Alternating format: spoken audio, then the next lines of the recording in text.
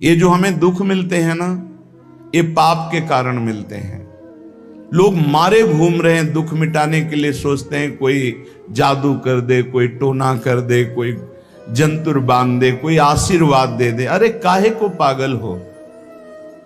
यदि तुम अच्छे आचरण करते हो, भगवान नाम जप करते हो, सद धर्म से चलते हो, तो तुम्हें किसी से आशीर्वाद मांगने की जरूरत नहीं। बात मान लीजिए, प्रार्थना मान लीजिए। दिखावे में लाखों लोग अपने जीवन को नष्ट करने के लिए तैयार हैं। ये माया का ही तो दिखावा है जिसमें जन्म के जन्म हमारे नष्ट होते जा रहे हैं। सत्य मार्ग को क्यों नहीं पकड़ते हो? किसी के आशीर्वाद की जरूरत नहीं आपको आनंद प्राप्ति के लिए। आप आनंद के बच्चा हो, आनंद स्वरूप हो। जिनसे आशीर्वाद मांगते हो उनके अंदर जो आत्म तत्व बैठा है वो तुम्हारे अंदर बैठा है।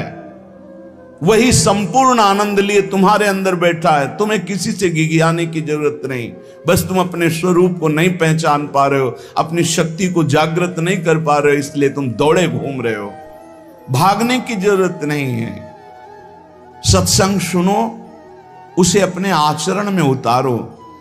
ये बात आप कागज में लिख लो, चाहे दिमाग में लिख लो। जब तक आपके आचरण शुद्ध नहीं होंगे, जब तक आप भजन नहीं करोगे, जब तक आप दूसरों को सुख नहीं दोगे, मन वचन कर्म से किसी को भी दुख नहीं पहुंचाना, तब तक आप भागे। और यहां से लेकर ब्रह्मलोक तक अगर आपको सुख मिल जाए तो बता देना।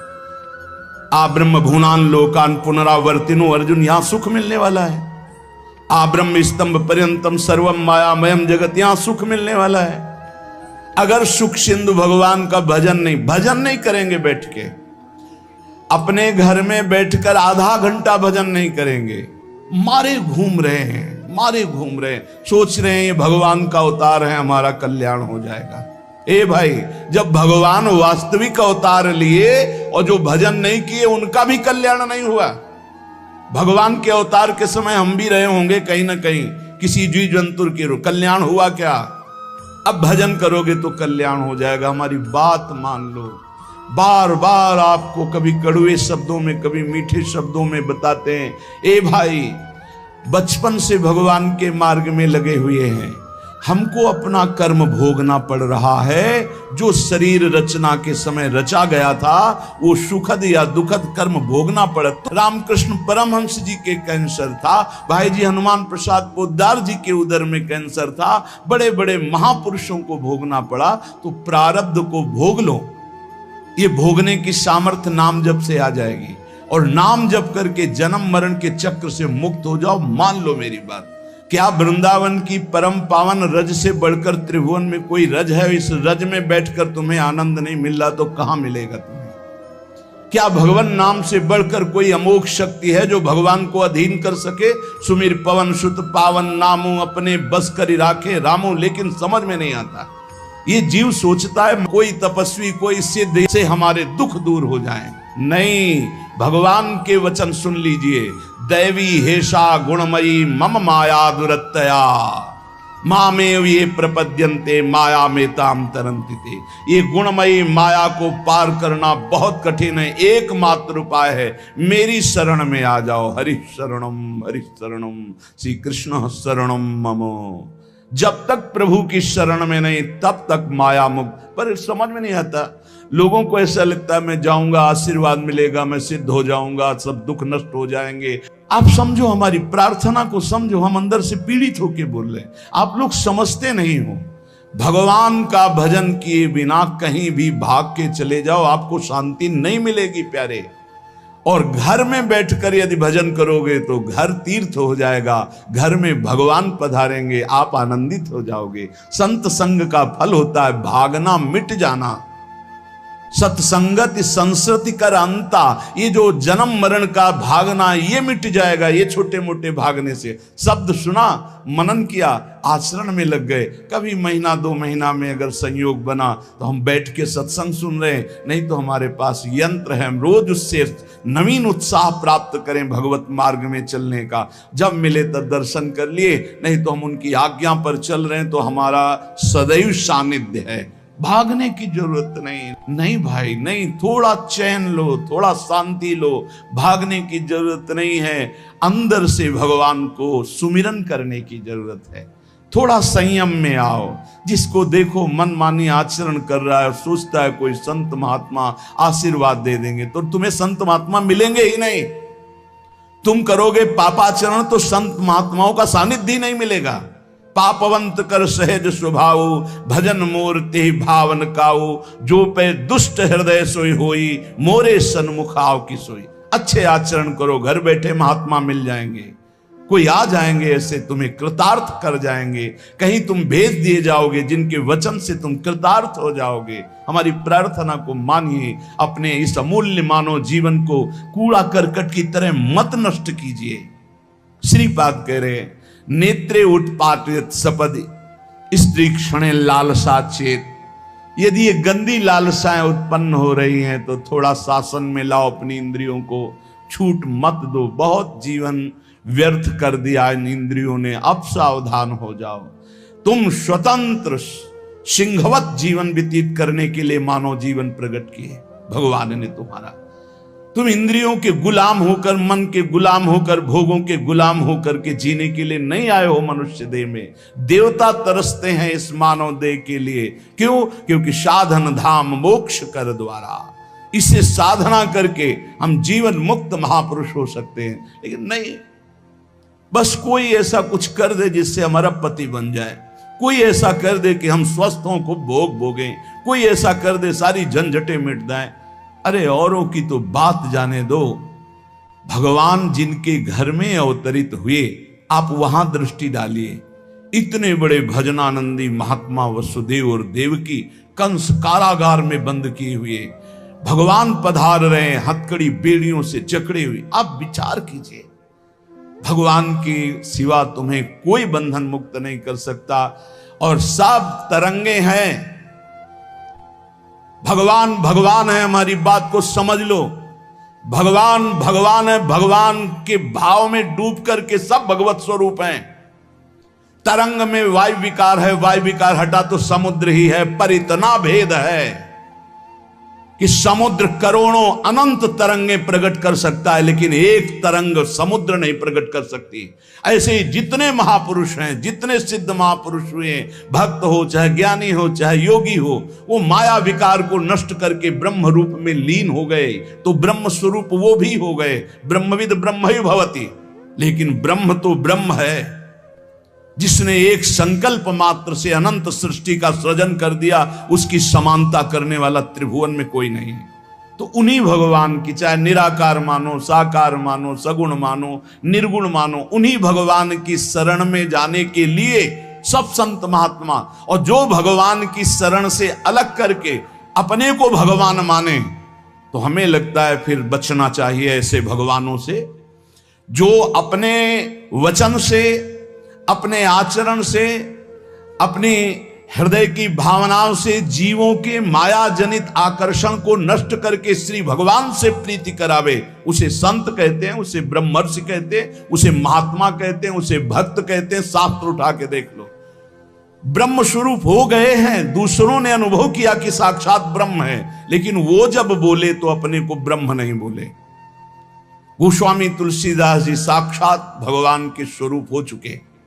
वो क्या कह रहे हैं? जो मैं अपने अवगुण कहूं, बाढ़े कथा पार नहीं लहूं, ताते मैं कछु अलप बखाने, थोड़े महू समुझे सयाने। कह रहे मैं अपने अवगुणों की यदि कथा कहूं तो ग्रंथ भर जाएगा। थोड़े बता दिए हैं कि मैं अवगुणी हूं, इसमें जो विवेकी जन हैं वो समझ पाएंगे मेरी बात को। क्या समझ पाएंगे? कि भगवान की शरण में जाने से जीव भगवत स्वरूप हो जाता है। गोस्वामी जी भगवत स्वरूप है, सामने भगवान बैठे हुए सबरी माता का स्तवन कर रहे हैं नवधा भक्ति के द्वारा। और सबरी जी ऐसा कह रहे, अधम ते अधम अधम अति नारी, तिन मां मैं मति मंद अघारी। ये है महापुरुष, भगवान के चरणारविंद की नाम की लीला कथा की वृत्ति हृदय में जिनके संग से जागृत हो, वही सत्संग है। हम लोग बड़े बावरे हैं, अरे तरंग कभी समुद्र प्रकट कर सकती है? सब तरंगे हैं, वायु विकार हटा समुद्र हो गई, मुझे कोई इस पे संशय नहीं। बूंद अलग है तो बूंद है, और समुद्र में गिर गई तो समुद्र है, लेकिन बूंद समुद्र नहीं प्रकट कर सकती। ऐसी करोड़ों अनंत बूंदे समुद्र से लहरों से ऐसे उठती रहती है, उनका नाम भगवान है, जिनसे अनंत महात्मा, अनंत ब्रह्म ऋषि, अनंत ब्रह्मांड सृजन, उन भगवान की शरण में जाने से इस माया से मुक्ति होती है।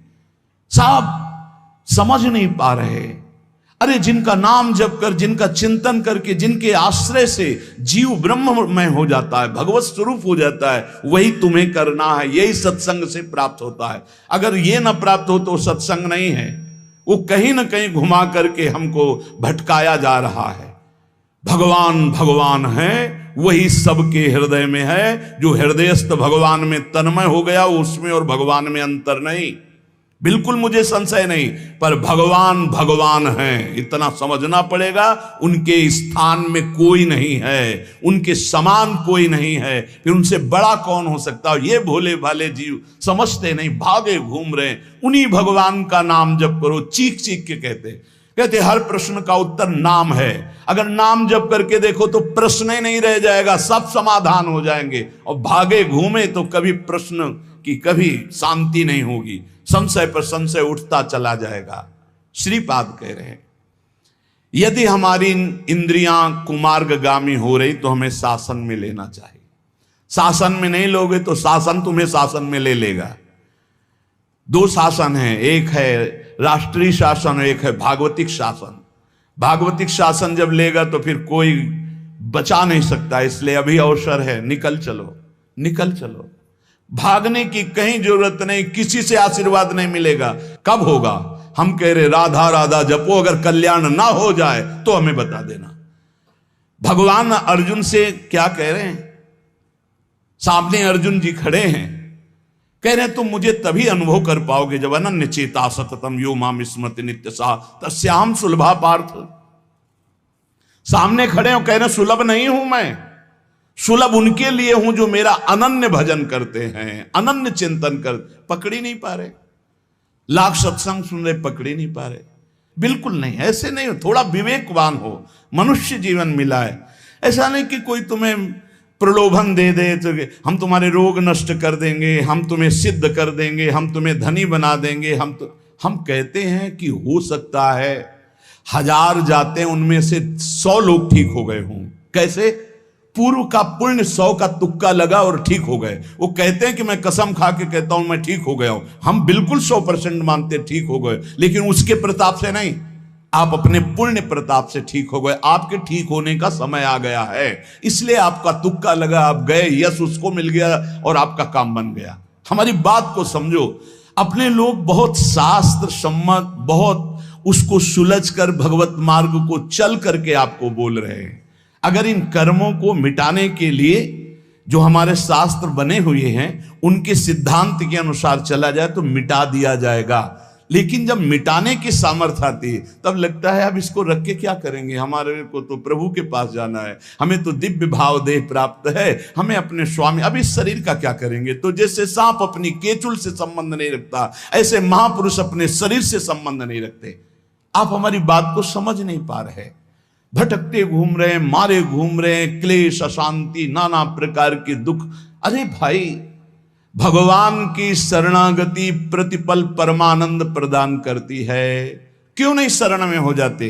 क्या तुम्हारा पांच भौतिक देह नहीं? क्या हमारा पांच भौतिक देह नहीं? क्या तुम भगवान के अंश नहीं? क्या हम भगवान के अंश नहीं? अंतर क्या है? तुम संसार का चिंतन करते हो, भगवान का चिंतन करते हैं, तो क्या तुम भगवान का चिंतन करके नहीं बन सकते महापुरुष? क्या तुम स्वयं ऐसी शक्तियों को जागृत नहीं कर सकते? तुम सो रहे हो, जागो, भागने की जरूरत नहीं। ये जो गलत इंद्रियां जा रही, इन इंद्रियों को रोकिए, भगवान की तरफ लगाइए। नहीं लगाओगे तो कहीं भाग के चले जाओ, धोखा ही मिलेगा, तुम्हें शांति नहीं मिल सकती, तुम्हें विश्राम नहीं मिल सकता, तुम सुखी नहीं हो सकते। इन बातों को लिख लो और पूरे विश्व में घूम के चले आओ, चाहे जहां चले जाओ, कुछ नहीं होने वाला। मारे मारे केवल घूमते रहो, समय बर्बाद करते रहो। वही समय एकांत में बैठकर राम कृष्ण हरि बोलो, राधा बोलो, अभी आनंद आ जाएगा।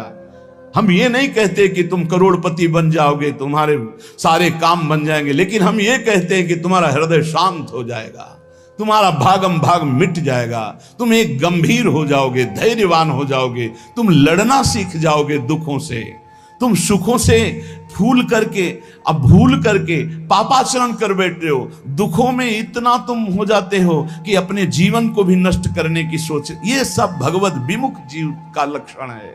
भगवत सन्मुख होने पर सुखों में दूसरों को बांटा जाता है और दुख में सहकर भगवान के नाम का स्मरण करते हुए उस दुख के समय को काटा जाता है। समझते नहीं। यदि तुम्हें वृंदावन में रह के पराई स्त्री के भोगने की इच्छा जागृत हो गई है, पराई स्त्री की तरफ काम दृष्टि से देखने की, आप पराये पुरुष शरीर की तरफ, तो कह रहे हैं कि अच्छा है इससे अपने नेत्रों में पट्टी चढ़ा लो, मत देखो, ये नष्ट कर देंगे नेत्र तुम्हें। तो बाहर से कपड़े की पट्टी चढ़ाने की जरूरत नहीं है, नासाग्र दृष्टि रखो, इनको शासन में रखो। श्रीपाद करें नेत्रे उत्पाटयति सपदि, जहां साधक असावधान होता है वहां पश्चाताप उसको होता है, जलन होती है और उसके परमार्थ में विघ्न आ जाता है। इसलिए ब्रह्मा जी ने ऐसी रचना की है कि स्त्री को पुरुष शरीर में आकर्षण, पुरुष को स्त्री शरीर में आकर्षण या भोग बुद्धि से देखना, अपने को इसी को सुधारना है। अगर इसी को सुधार लिया तो परमार्थ पुष्ट हो जाएगा। यदि आपको ज्ञान नहीं रहा हो, आपसे ऐसे पाप बन गए हैं, गुरु पत्नी गामी सबसे महापापों में पहले आता है, फिर आता है